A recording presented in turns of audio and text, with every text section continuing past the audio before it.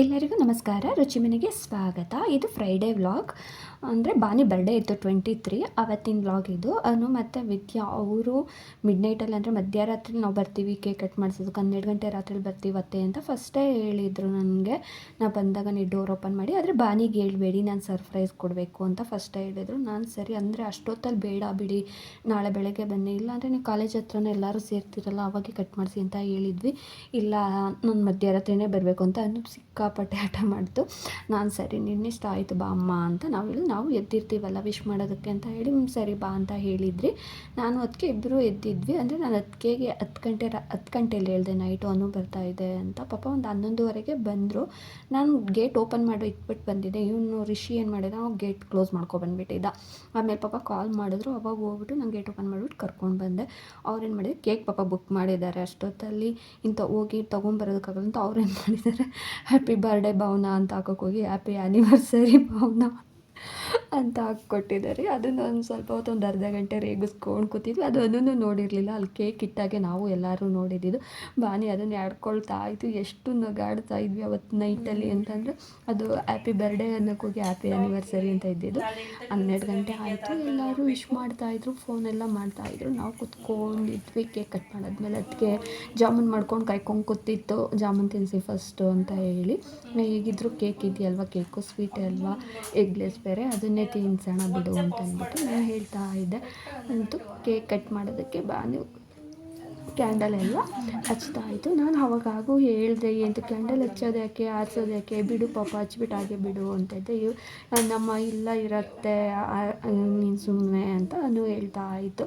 ಈಗ ಎಲ್ಲರೂ ಮಾತಾಡಿಕೊಂಡು, ಅಂದರೆ ನಾವು ಫಸ್ಟ್ ಟೈಮ್ ಇದು ಮಿಡ್ನೈಟಲ್ಲಿ ಕೇಕ್ ಕಟ್ ಮಾಡಿಸ್ತಾ ಇದ್ದಿದ್ದು. 12 ಗಂಟೆ ರಾತ್ರಿನಲ್ಲಿ ನಾವು ಕೇಕ್ ಕಟ್ ಮಾಡಿಸಿರೋದು. ಅದು ಅನ್ನೋರು ಬಂದಕ್ಕೆ ನಮ್ಮ ಮನೇಲಿ ಇರಲಿಲ್ಲ.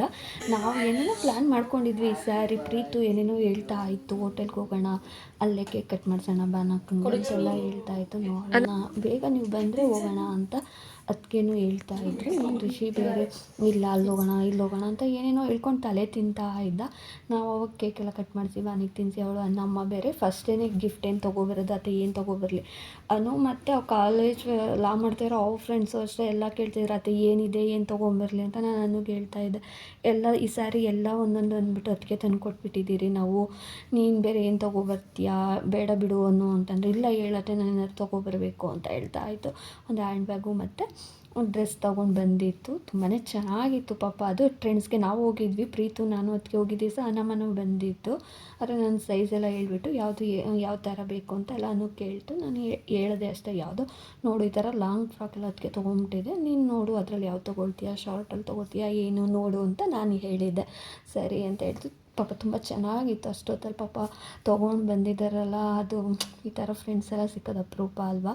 ಅದರಲ್ಲೂ ಅನ್ನುವಂಥ ಇವರು ಸ್ಕೂಲ್ ಫ್ರೆಂಡ್ಸ್ ಆದ್ರೂ ಇಷ್ಟು ವರ್ಷ ಆದ್ರೂ ಪಾಪ ಇನ್ನೂ ಜೊತೆಯಲ್ಲಿದ್ದಾರಲ್ಲ ಫ್ರೆಂಡ್ಸ್ ಎಲ್ಲರೂ, ಅದೊಂಥರ ನಮಗೆ ಖುಷಿನೇ ಅನ್ನಿಸ್ತು. ಆದ್ರೂ ನೈಟ್ ಹೋಗ್ತೀವಿ, ಕೇಕ್ ಕಟ್ ಮಾಡಿಸಿದೆಲ್ಲ ಆದಮೇಲೆ ಹೋಗ್ತೀವಿ ಅಂತ ಹೇಳಿದ್ರು. ಪಾಪ ಅವ್ಳು ವಿದ್ಯಾಗೆ ಬೇರೆ ಹುಷಾರಿರಲಿಲ್ಲ, ಅವ್ಳಿಗೆ ಆಪ್ರೇಷನ್ ಬೇರೆ ಆಗಿತ್ತು ಸ್ಟೋನ್ ಆಗಿ. ಆದ್ರೂ ಅವಳು ಅಷ್ಟೊತ್ತಲ್ಲಿ ಬಂದು ನಾನು ಅದನ್ನೇ ಬೈತಾಯಿದ್ದೆ, ನೀನು ಬಾ ಅಂತ ಹೇಳಿದ್ದು ಯಾರು, ಎಂತಕ್ಕೆ ಬಂದೆ ಅಂತ. ಪರವಾಗಿಲ್ಲ ಬಿಡಿಯುತ್ತೆ ಹೋಗ್ತೀನಿ ಅಂತಂದ್ರು. ನಾವು ನೈಟ್ ಬೇಡ ಇಲ್ಲೇ ಇರ್ರಿ, ಬೆಳಗ್ಗೆ ಹೋಗಿವ್ರ ಅಂತಂದ್ವಿ. ಬಾನಿ ಬೇರೆ ಬೆಳಗ್ಗೆ 6 ಗಂಟೆಗೆ ಹೊರಟ್ಬಿಡ್ತು ಕಾಲೇಜ್ಗೆ. ಏನು ಮಾಡೋದಕ್ಕೂ ಆಗ್ತಾ ಇರಲಿಲ್ಲ. ಏನ್ರ ಹಿಂಗ್ ಮಾಡ್ತಾ ಇದ್ದೀರಾ?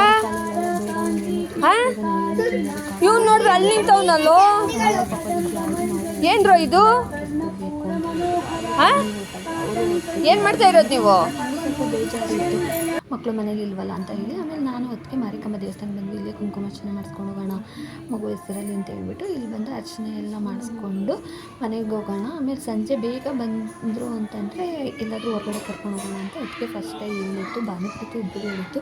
ಪ್ರೀತು ಬೇರೆ ನನಗೆ ತುಂಬ ಕೆಲಸ ಇದೆ, ಆದಷ್ಟು ಬೇಗ ಬರೋದಕ್ಕೆ ಟ್ರೈ ಮಾಡ್ತೀನಿ ಅಂತ ಪ್ರೀತುನೂ ಹೇಳಿತ್ತು. ಅದಕ್ಕೆ ಆಮೇಲೆ ಫಸ್ಟ್ ಇವ್ರು ಬರಲಿ, ಆಮೇಲೆ ಬಂದಾದಮೇಲೆ ಅಣ್ಣನ ಹತ್ರ ಮಾತಾಡೋಣ, ಅಣ್ಣನ ಕೇಳೋಣ ಅಂತ ಹೇಳ್ಬಿಟ್ಟು ಅದಕ್ಕೆ ಪ್ಲ್ಯಾನ್ ಮಾಡ್ಕೊಂಡಿದ್ದು. ಅವತ್ತಿನ ದಿನ ಯಾಕೋ ತುಂಬ ಬೇಜಾರಾಗ್ತಾ ಇತ್ತು. ನಮ್ಮ ಪಾಪ ಬೇರೆ ಮನೇಲಿ ಇರಲಿಲ್ಲ, ಬಾನು ಬೇರೆ ಮನೇಲಿ ಇರಲಿಲ್ಲ, ಏನು ತಿಂದಿಲ್ಲ ಏನಿಲ್ಲ. ಹೋಗಿದ್ದು ನಮಗೂ ಸ್ವಲ್ಪ ಬೇಜಾರಾಗ್ತಾನೆ ಇತ್ತು. ಏನು ಮಾಡೋದಕ್ಕೂ ಅಷ್ಟೊಂದು ಇಂಟ್ರೆಸ್ಟ್ ಇರಲಿಲ್ಲ ನಮಗೂ. ಅವತ್ತು ದೇವಸ್ಥಾನಕ್ಕೆ ಹೋಗ್ಬಿಟ್ಟು ನಾವು ಸುಮ್ಮನೆ ಪಲಾವ್ ಮಾಡಿದ್ವಲ್ಲ, ಅದೇನು ಜಾಮೂನ್ ಮಾಡಿ ಪಲಾವ್ ಮಾಡಿದ್ವಲ್ಲ, ಅವ್ರು ನಮ್ಮ ದೊಡ್ಡಪ್ಪನ ಮಗಳಿಂದ ಬರೋಕ್ಕೆ ಹೇಳಿದ್ವಿ. ಅವಳು ಬಂದಿರಲಿಲ್ಲ, ಅವಳೇನೋ ಹುಷಾರಿಲ್ಲ ಅಂತ ಅಂದ್ಬಿಟ್ಟು ಪಾಪ ಅವಳು ಬಂದಿಲ್ಲ.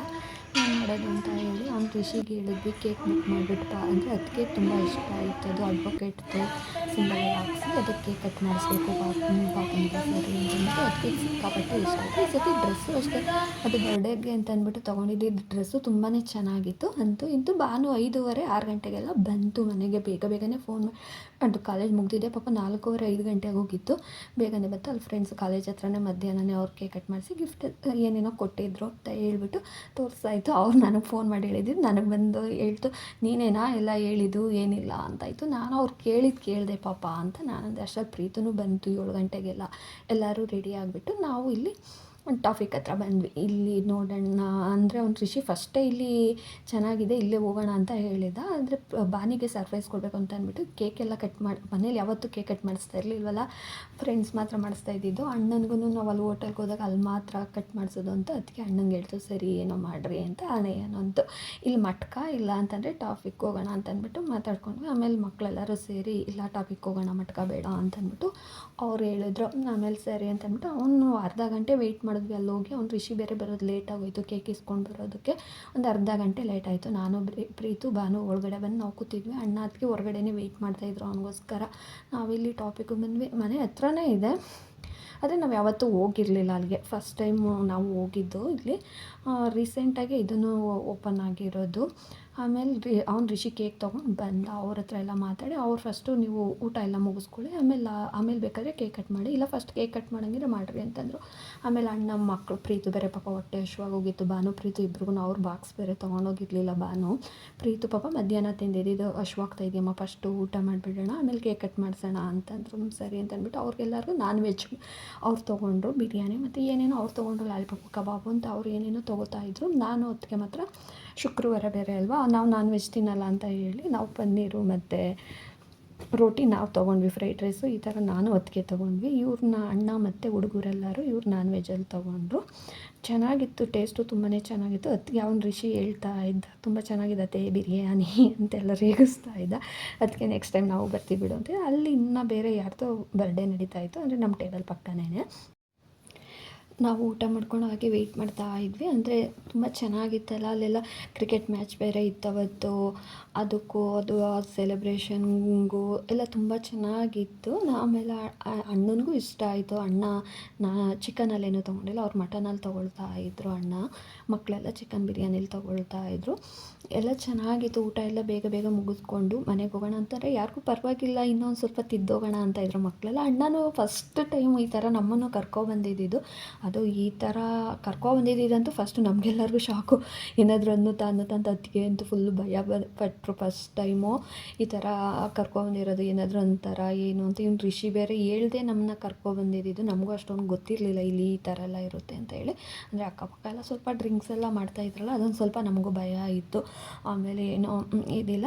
ಆಮೇಲೆ ಅಲ್ಲಿ ಕೇಕ್ ಕಟ್ ಮಾಡ್ಸೋಕ್ಕೆ ಅಂತಂದ್ಬಿಟ್ಟು ಊಟ ಎಲ್ಲ ಮುಗಿಸ್ಕೊಂಡು ಕೇಕ್ ಕಟ್ ಮಾಡ್ಸೋಕ್ಕೆ ಅಂತ ಎಲ್ಲ ರೆಡಿ ಮಾಡ್ತಾಯಿದ್ರು. ಅವರೇನೇ ಪಾಪ ಎಲ್ಲ ರೆಡಿ ಮಾಡ್ಕೊಂಡು ಕೊಡ್ತಾಯಿದ್ರು. ಇವ್ನು ಸಾಂಗ್ ಹಾಕೋದಕ್ಕೆ ಅಂತಂದ್ಬಿಟ್ಟು ಇವ್ನು ಹೇಳ್ತಾರೆ ಬರೀ ತೆಲುಗು ಸಾಂಗು ಹಿಂದಿ ಸಾಂಗು ಬರೀ ಮ್ಯೂಸಿಕ್ಕು ಇದೇ ಥರ ಬರ್ತಾಯಿತ್ತು. ಕನ್ನಡ ಸಾಂಗ್ ಯಾವುದು ಅಷ್ಟೊಂದು ಬರ್ತಾ ಇರಲಿಲ್ಲ.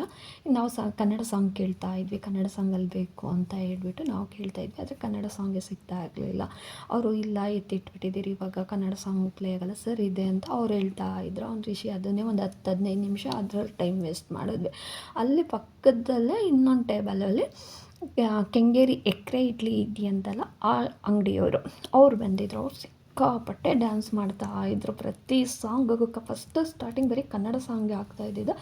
ಎಲ್ಲ ಸಾಂಗಿಗೂ ಅವ್ರಿಗೆ 53 ಇಯರ್ಸ್ ಅಂತೆ. ಅವರು ಸಿಕ್ಕಾಪಟ್ಟೆ ಮಜಾ ಮಾಡ್ತಾಯಿದ್ರು.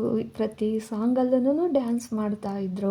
ಬಾನಿಗೆ ನಾವು ಕೇಕ್ ಕಟ್ ಮಾಡಿಸಿದಾಗ ಅವರು ಎಲ್ಲರೂ ವಿಶ್ ಮಾಡಿದ್ರು. ಅದೇ ಟೈಮಲ್ಲಿ ಕ್ರಿಕೆಟ್ ಮ್ಯಾಚಲ್ಲಿ ಅವರು 6 ಹೊಡೆದಿದ್ದಕ್ಕೂ ಇಲ್ಲಿ ಇವರು ಎಲ್ಲ ಬಾನಿಗೆ ಅದೇ ಟೈಮಿಗೆ ಕೇಕ್ ಕಟ್ ಮಾಡಿಸೋಕೆ ಎಲ್ಲರೂ ಅಂದ್ಕೊಂಡಂತೂ ನಮಗಂತೂ ಸಿಕ್ಕಾಪಟ್ಟೆ ಖುಷಿಯಾಯಿತು.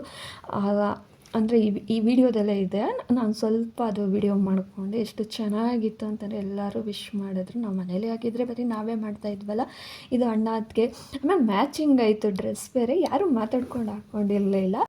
ಆಮೇಲೆ ನಾವು ವೀಡಿಯೋ ಮಾಡಬೇಕಾದ್ರೆ ಅಂದ್ಕೊಂಡಿದ್ದು ಮ್ಯಾಚ್ ಆಗುತ್ತಲ್ಲ ಅಂತ, ಅದರಲ್ಲಿ ನಾನು ಒಬ್ಳದೇ ಬೇರೆ ಕಲರ್ ರೆಡ್ ಹಾಕ್ಕೊಂಡ್ಬಿಟ್ಟಿದ್ದೆ. ರಿಷಿಬಾ ಮತ್ತು ಪ್ರೀತು ಅವರಿಬ್ಬರು ಬ್ಲಾಕ್ ಹಾಕಿದ್ರು, ನಾನು ಬ್ಲಾಕ್ ಹಾಕಿದ್ದಿದ್ದೆ. ಮೂವರು ಬೇರೆ ಬೇರೆ ಥರ ಇರೋದು. ಬರ್ಡೇ ಅಂತೂ ಸೂಪರಾಗಿತ್ತು. ಅದು ಲಾಯರ್ದು ಅದು ಸಿಂಬಲ್ ಹಾಕಿಸಿದ್ವಲ್ಲ, ಅದಕ್ಕೂ ಆ ಕೇಕಿಗೂ ಅಲ್ಲಿ ತುಂಬ ಜನ ಕೇಳಿದ್ರು, ಇದು ಲಾಯರ LLB ಮಾಡ್ತಾಯಿದ್ಯಾ, ಆಗಿದೆಯಾ ಅಂತೆಲ್ಲ ಕೇಳ್ತಾಯಿದ್ರು. ನಾವು ಇನ್ನೂ ಇಲ್ಲ, ಇನ್ನೊಂದು 2 ಮಂತ್ ಇದೆ ಮುಗಿಯುತ್ತೆ ಅಂತೆಲ್ಲ ಹೇಳ್ತಾಯಿದ್ವಿ. ಅದರಲ್ಲಿ ಇವರು ಎಕ್ರೆ ಇಡ್ಲಿ ಓನರು ಕೆಂಗೇರಿ ಅವರು ಬಂದು ಅದನ್ನು ಫಸ್ಟೇ ಕೇಕ್ ನೋಡಿಬಿಟ್ಟೆ ಫಸ್ಟೇ ಹೇಳಿದರು, ನಾವು ವಿಶ್ ಮಾಡ್ತೀವಿ ಅಂತ ಹೇಳಿ ಬಂದು ಎಲ್ಲ ವಿಶ್ ಮಾಡಿ ಅದನ್ನೇ ಅವ್ರು ಹೇಳ್ತಾಯಿದ್ರು. ನನ್ನ ಹೆಂಡ್ತಿ ಇಲ್ಲ ಅಂತಂದರೆ ನಾನು ಡ್ಯಾನ್ಸ್ ಮಾಡ್ತೀನಮ್ಮ, ನನ್ನ ಹೆಂಡ್ತಿ ಇದ್ದರೆ ನಿಂತ ಹತ್ರನೇ ಕಾಲೆಲ್ಲ ಗಡ ಅನ್ನುತ್ತೆ ಅಂತೆಲ್ಲ ಕಾಮಿಡಿ ಮಾಡ್ಕೊಂಡು ಹೇಳ್ತಾ ಇದ್ದರು. ಅವ್ರು ಡ್ಯಾನ್ಸ್ ಮಾಸ್ಟರ್ ಅಂತೆ, ತುಂಬ ಚೆನ್ನಾಗಿ ಡ್ಯಾನ್ಸ್ ಮಾಡ್ತಾರೆ. ನಮಗಂತೂ ಟೈಮ್ ಹೋಗಿದ್ದೇ ಗೊತ್ತಾಗಿಲ್ಲ. ನಾವು 8 ಗಂಟೆಗೆ ಹೋಗಿ ನೈಟ್ 10 ಗಂಟೆ ಅಲ್ಲೇ ಆಗೋಯಿತು. ಇಲ್ಲಿಗೆ ಇವತ್ತಿನ ಈ ವ್ಲಾಗ್ ಎಂಡ್ ಆಗುತ್ತಿದೆ.